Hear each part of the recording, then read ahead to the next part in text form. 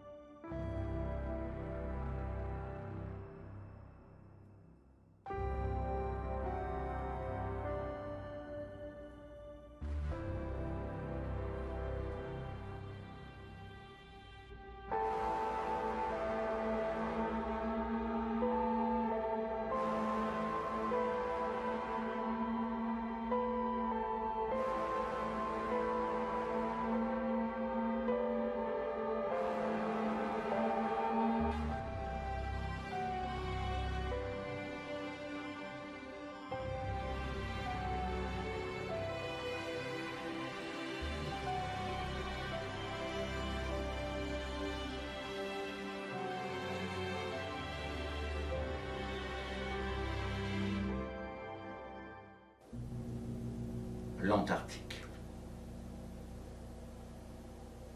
À l'extrême sud de notre planète, c'est le lieu où se trouve le pôle sud. Second élément de l'axe terrestre avec le pôle nord, le pivot autour duquel tourne le globe terrestre depuis la nuit des temps. Sa surface, 14 millions de kilomètres carrés. L'Europe et l'Océanie sont les seules régions du monde à être plus petites que lui.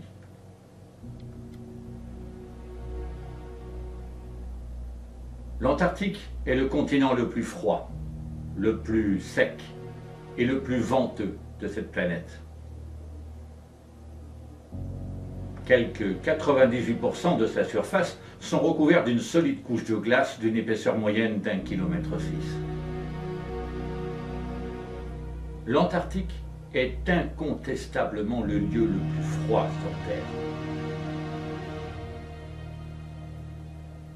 C'est aussi sur ce continent que la température naturelle la plus basse a été relevée, moins 93,2 degrés centigrades, au dôme Argus, le 10 août 2010, grâce aux mesures météorologiques de télédétection faites par la NASA au moyen du satellite Landsat 8.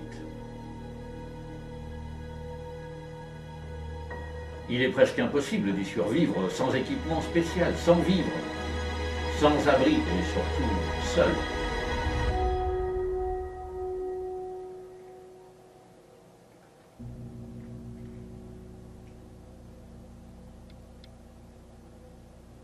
Officiellement, à la suite du traité sur l'Antarctique signé en 1959 par 12 États, puis suivi en 1991 par le protocole de Madrid, l'ensemble des territoires situés au sud du 60e parallèle sud acquièrent un statut particulier. Les activités militaires y sont interdites, ainsi que l'exploitation des ressources minières, sauf celles bien sûr qui sont menées à des fins scientifiques. Bien que des mythes et des spéculations concernant une possible Terra Australis, la Terre australe, remontent à l'Antiquité, Le continent n'est aperçu pour la première fois, de façon formelle, qu'en 1819 par le navigateur britannique William Smith. Durant l'Antiquité, les Grecs, parmi eux le philosophe Aristote, estiment que la Terre est une sphère symétrique, ayant nécessairement un point d'équilibre appelé pivot, polos en grec, de part et d'autre de l'équateur.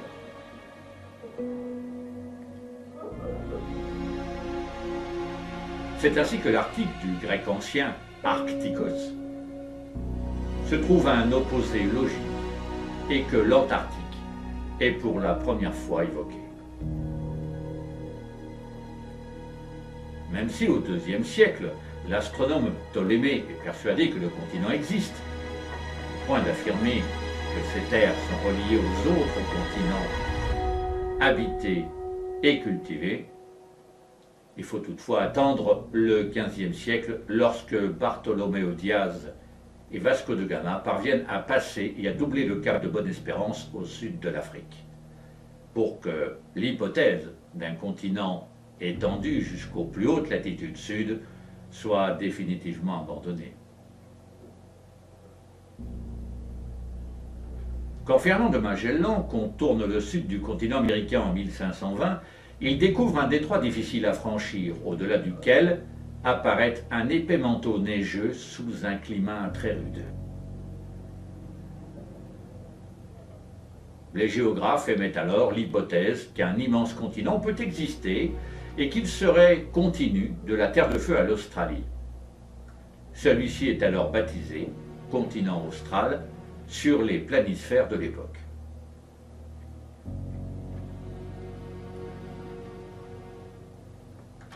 En décembre 1577, envoyé par le gouvernement anglais, Sir Francis Drake quitte Plymouth avec une flotte de 5 navires pour explorer le Pacifique.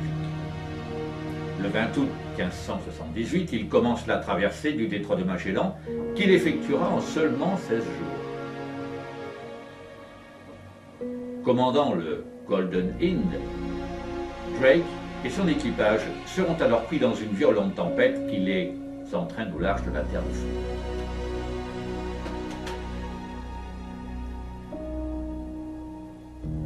C'est alors qu'ils s'aperçoivent que l'hypothèse de la Terra Australis ne s'étend pas jusqu'à cette région. La majorité des cartes de l'époque ne corrigera pourtant l'erreur que lorsque Jacob Lemaire et William Schouten doubleront le Cap Horn en 1616.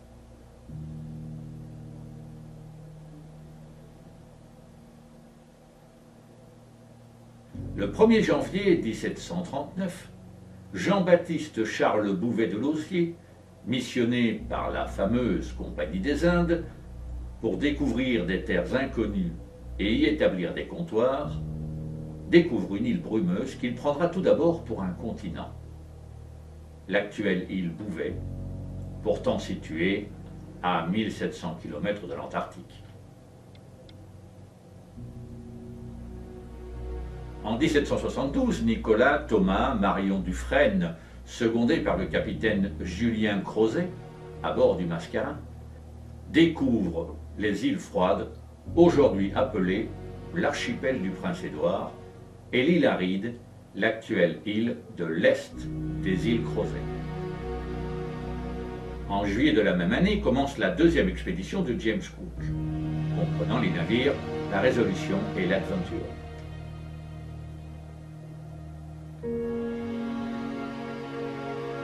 L'amirauté lui donne l'ordre d'explorer les mers australes afin de découvrir le pôle Sud.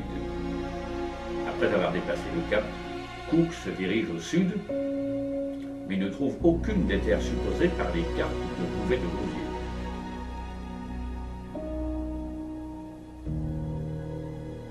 Néanmoins, il continue sa descente au sud et franchit pour la première fois le cercle polaire le 17 janvier 1763. Par la suite, les deux navires qu'il commande ne pourront poursuivre leur descente au sud, bien qu'ils se situent alors, et sans le savoir, à 130 km du continent. Ils reprennent une route nord-est et naviguent vers la Nouvelle-Zélande en franchissant à 2 reprises le cercle polaire et en rejoignant Wellington fin janvier 1773.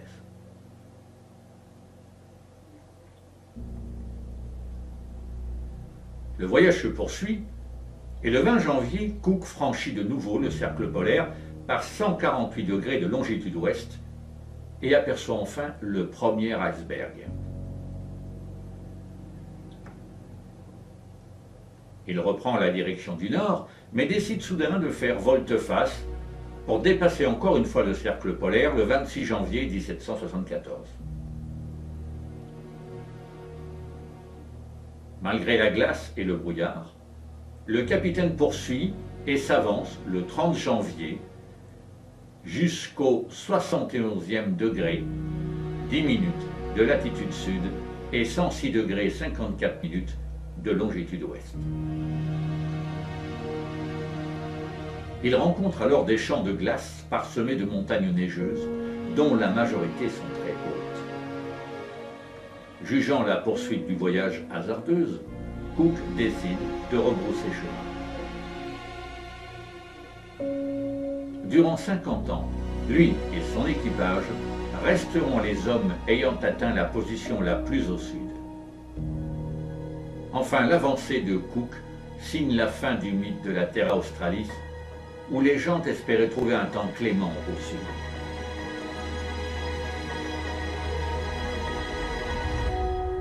C'est finalement au XIXe siècle que l'Antarctique est officiellement découvert. Le 19 février 1819, le capitaine britannique au long cours William Smith, à bord de son navire le Williams of Blyth, révélera au monde l'existence du continent austral, jour au cours duquel il rapportera avoir vu des terres au sud du 62e parallèle. Il y retournera le 15 octobre 1819, nommant le chapelet d'îles qu'il croise le South Shetland, dont il prendra possession au nom du roi George III, le 17 octobre très exactement, après avoir débarqué dans l'une de ses baies. À cette occasion, il découvre les vestiges d'un navire de guerre espagnol, le San Telmo, qui avait disparu au cours d'une tempête lors de son passage du Cap Horn 1 mois et demi plus tôt. Ce fait est rapporté dans les mémoires du capitaine Robert Fieldus, ami de William Smith. Mais penchons-nous à présent sur les premières découvertes étranges faites sur ce mystérieux continent. D'abord, les premières découvertes dont on a connaissance dans l'histoire de l'Antarctique nous parlent d'énigmatiques formes pyramidales perdues dans le désert polaire.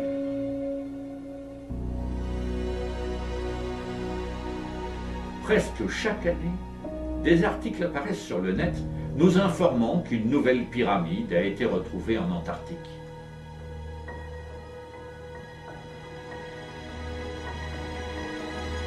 Par exemple, en 2016, des centaines de sites internet ont annoncé la découverte simultanée de 3 pyramides d'une hauteur de plus d'1 kilomètre.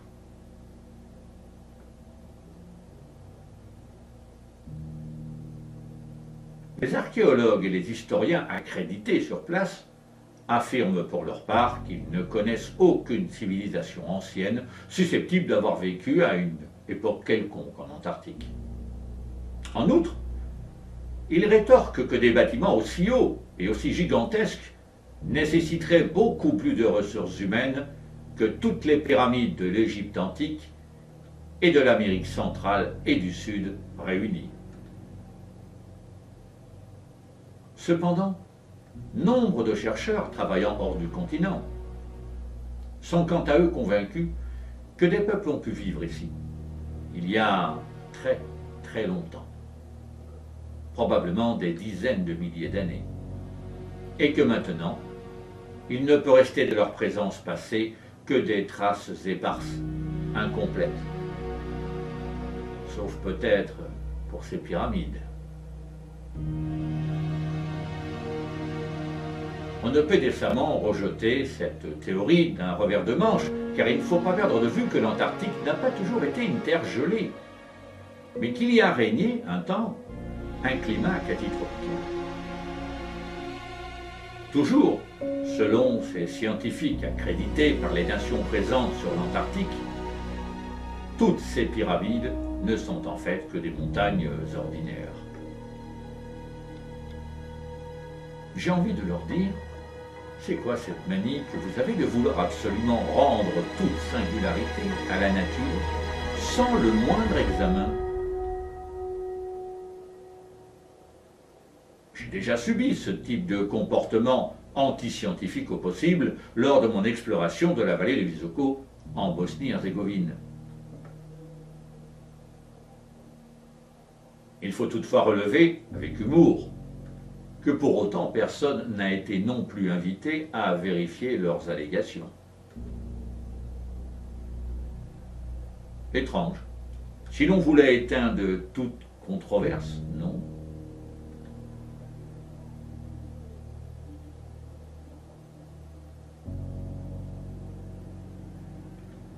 La découverte de cavernes proprement monstrueuses, affleurant le paysage au bord du littoral ou dans certains endroits du continent, pose également problème. En 2013, des passionnés de Google Earth ont découvert deux immenses trous clairs et étranges en Antarctique, similaires à des entrées de grottes. Ces trous étaient difficiles à appeler entrées sur la carte, car ils semblaient toutefois très naturels. Mais de quoi pouvait-il s'agir alors? Une rumeur selon laquelle les nazis, avant leur chute, avaient réussi à construire une base secrète sous la glace de l'Antarctique et s'y étaient réfugiés à l'aide de sous-marins après la défaite de 1945, ne repose sur aucun fondement solide, et les documents sur lesquels s'appuient les chercheurs s'occupant de cette théorie, dont le journaliste russe Nikolai Zoukotin, qui a analysé les documents du KGB concernant le dossier Orion sur les activités des nazis en Antarctique avant et pendant la Seconde Guerre mondiale, sont eux-mêmes sujets à caution quant à leur authenticité. Les entrées ressemblent toujours à une grotte et toujours sur les cartes de l'Antarctique. Les passionnés retrouvent divers trous inhabituels qu'ils attribuent immanquablement à des entrées de cette fameuse base.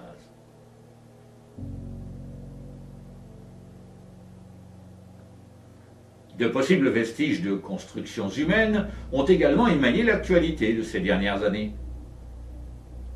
Certains chercheurs sont convaincus que nous ne pouvons toujours pas retrouver la légendaire Atlantis pour la simple et bonne raison que ces restes sont enfouis sous la glace de l'Antarctique.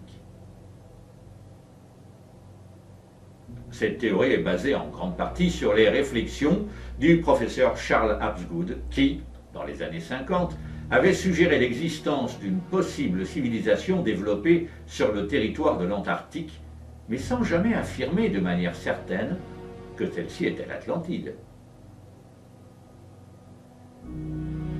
Cette idée lui était venue du fait de l'étude méticuleuse de certains portulans, des cartes très anciennes, majoritairement utilisées par les marins expérimentés, surtout des marins dits pilotes, conduisant au port les navires à travers des passes dangereuses dans les temps anciens, qui représentaient l'Antarctique d'il y a environ 12 000 ans, lorsque celui-ci n'était pas recouvert de glace et qu'il pouvait donc, théoriquement, y abriter des populations.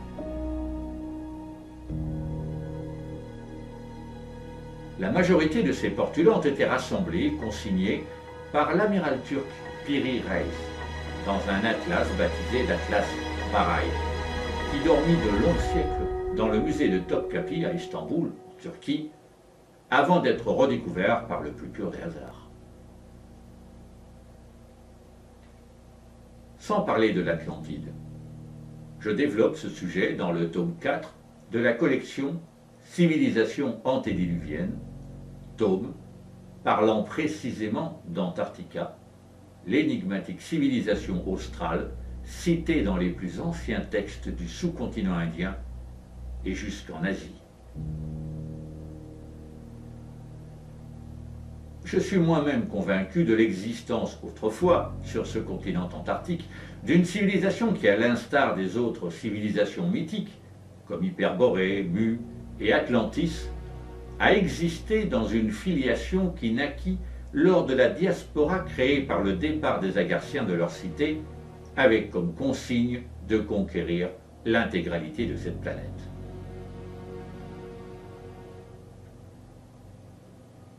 La découverte indiscutable de la cité dont je vais vous parler à présent achève une série de découvertes qui s'échelonnent depuis la fin de la Seconde Guerre mondiale et jusqu'à nos jours. Évidemment, comme à chaque fois, la détraction sera sévère et ils déploieront une énergie inimaginable à vouloir nier l'évidence. C'est là où les révélations qui m'ont été adressées par cette équipe anglo-saxonne, je devrais plutôt dire certains membres de cette équipe, sont fondamentales dans le cadre des recherches que je mène justement sur la chronologie de la démographie planétaire et donc sur les différentes migrations qui, depuis l'exode d'Agartha et jusqu'à nos jours, ont façonné notre globe tel qu'il est aujourd'hui. Cette découverte s'est faite de manière complètement fortuite. L'équipe était sur place dans le cadre d'une mission d'études sur l'impact du réchauffement climatique sur les glaces du pôle et de la pollution, notamment au plastique et microplastique, au sein de la couche de glace supérieure recouvrant le sol antarctique.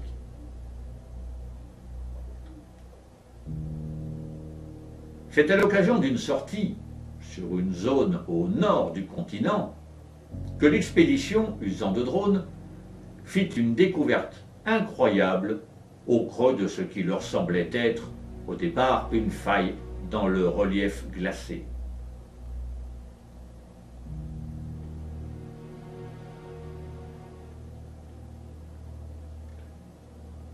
Les drones ont identifié des vestiges apparents émergeant de la couche de glace sur une hauteur de plus d'une vingtaine de mètres, sur plus de 280 mètres de long et sur au moins 50 mètres de large.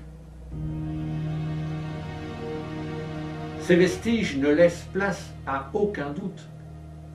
Ce sont des constructions massives, à l'instar des monuments cyclopéens, tout en étant toutefois infiniment plus élaborés. L'on pourrait même imaginer, si l'on fait cet effort d'imagination, que ces constructions s'inspirent d'un style architectural très proche du gothique médiéval en Europe. La couche de glace, à cet endroit, a subi une sévère fonte qui a amoindri la couche originelle. Toutefois, le niveau de la couche restante se situe chronologiquement dans une période supérieure à moins 5000 avant Jésus-Christ, soit 7500 avant aujourd'hui. Ce qui est tout bonnement incroyable, car à cette époque, dans le croissant fertile, on est censé assister à la naissance de la civilisation sumérienne, censée être la civilisation qui donne la naissance à toutes les autres. Même si la plupart des experts de cette période, dont je fais partie, savent que ce n'est pas la réalité. La découverte de la cité engloutie de Kambat, par 40 mètres de fond à 181 km au sud-ouest de l'Inde, datant de moins 8500 avant le présent. De Göbekli Tepe, datant de moins 12 000 avant le présent. Ruines à eux seuls, et ce ne sont que deux exemples pris dans une foule d'autres, cette belle affirmation. De plus, seule la partie supérieure de la cité semble émerger. Personne ne connaît à l'heure actuelle sa hauteur réelle, ni même son étendue, et encore moins son origine. Pour vous permettre de mieux la situer et la visualiser, les images ont été disposées du plus loin au plus proche, successivement, progressivement, afin de vous permettre de l'apercevoir très clairement, très nettement.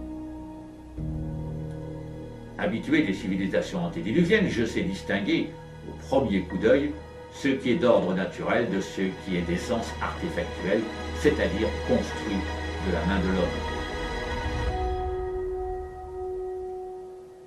Et là, sur ces images, il est clair que nous avons affaire à des constructions d'essence artificielle irréfutables. Cela ne peut être contesté. Ce n'est d'ailleurs pas contesté par les personnes qui ont trouvé la cité, ni par ceux qui ont reçu et lu les rapports, les mesures, le compte-rendu d'exploration. Tout corrobore le fait qu'une civilisation a bâti ici une ville immense, aux proportions bibliques, travaillée avec un art, une sculpture, qui ne pouvait exister partout ailleurs sur Terre à la même époque. La construction, faite de blocs massifs, jointés à vif, sans mortier, confirme sans risque possible d'erreur une construction telle qu'elle était élevée au cours de l'ère antédiluvienne.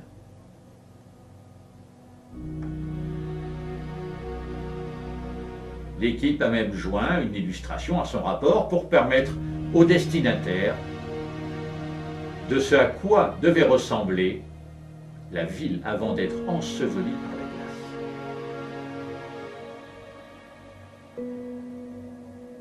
Si tout cela est aussi concret que l'ensemble des photos et des documents semblent le confirmer, nous avons affaire à la seconde cité antédiluvienne révélée au monde depuis le début de l'année 2019, depuis le scandale de Gizeh, qui a mis en évidence que les 3 pyramides du plateau sont solidaires d'une construction imposante d'au moins 12 étages.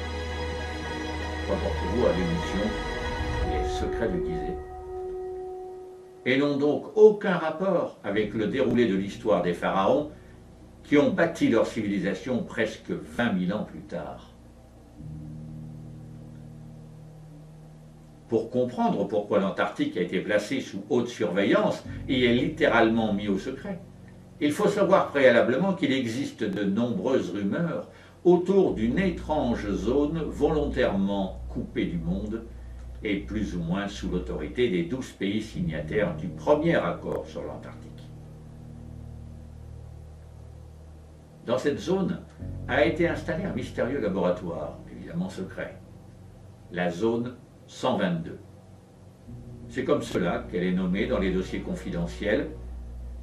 Elle est située sur l'île de Ross, au sein de l'Antarctique gelé et énigmatique, et n'est bien sûr pas accessible à tous. Cette zone appartient à l'ASPA, qui signifie en français « zone spécialement protégée de l'Antarctique ».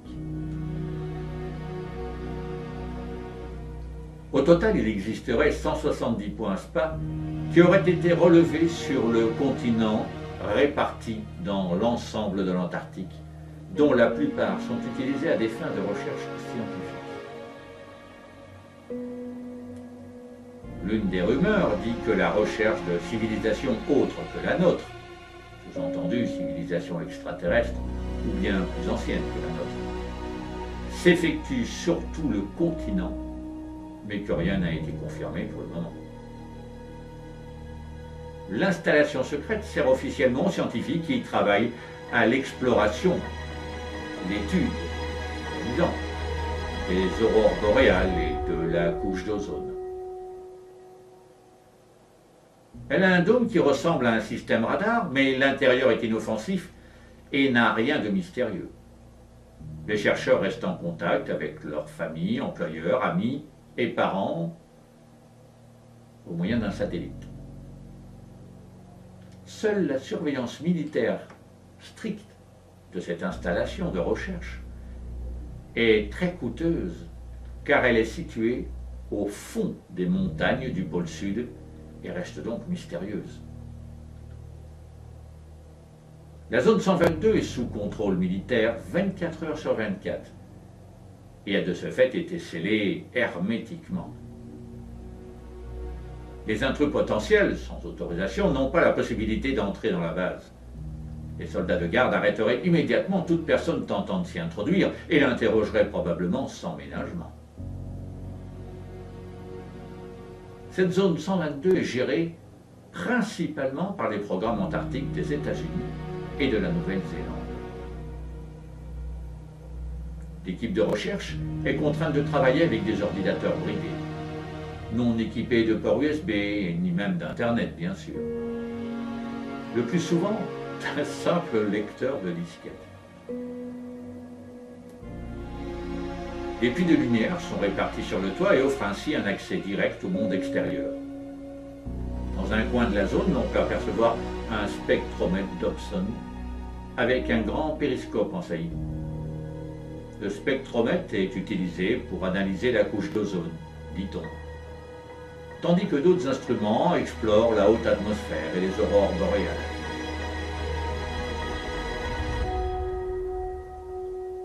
Depuis 1959, c'est 122 scientifiques qui travaillent dans cette fameuse zone 122, près de la station de recherche américaine de McMurdo.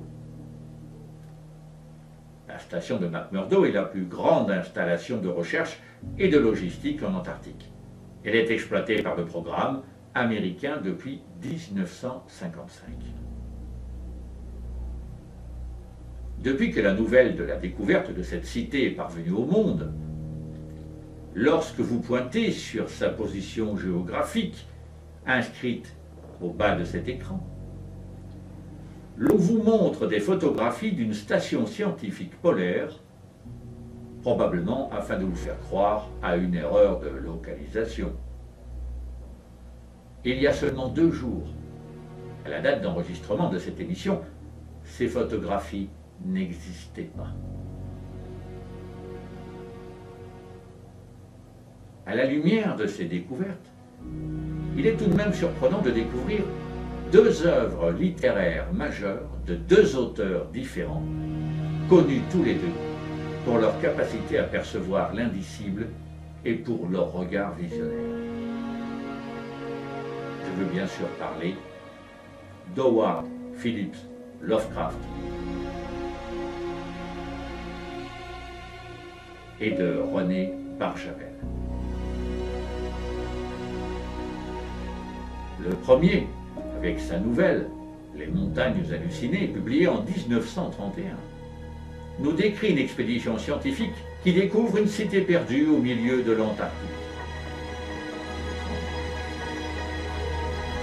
Le second, avec La Nuit des Temps, décrit le moment où les expéditions polaires françaises découvrent 2 cryonautes humains appartenant à une civilisation vieille de 900 000 ans, surprise par le basculement soudain de l'axe terrestre. Tout aussi mystérieux, n'est-ce pas? Drôle de coïncidence par rapport aux découvertes qui sont faites aujourd'hui.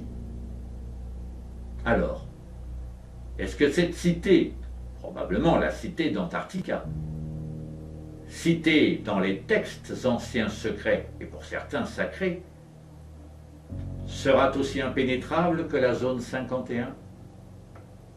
C'est probable. Faut-il pour autant abandonner l'idée de pouvoir un jour l'explorer et découvrir les secrets des anciens? Sûrement pas. Encore une affaire à suivre. Et nous la suivrons de près. En attendant ce jour, rendez-vous pour une prochaine émission. Et à bientôt.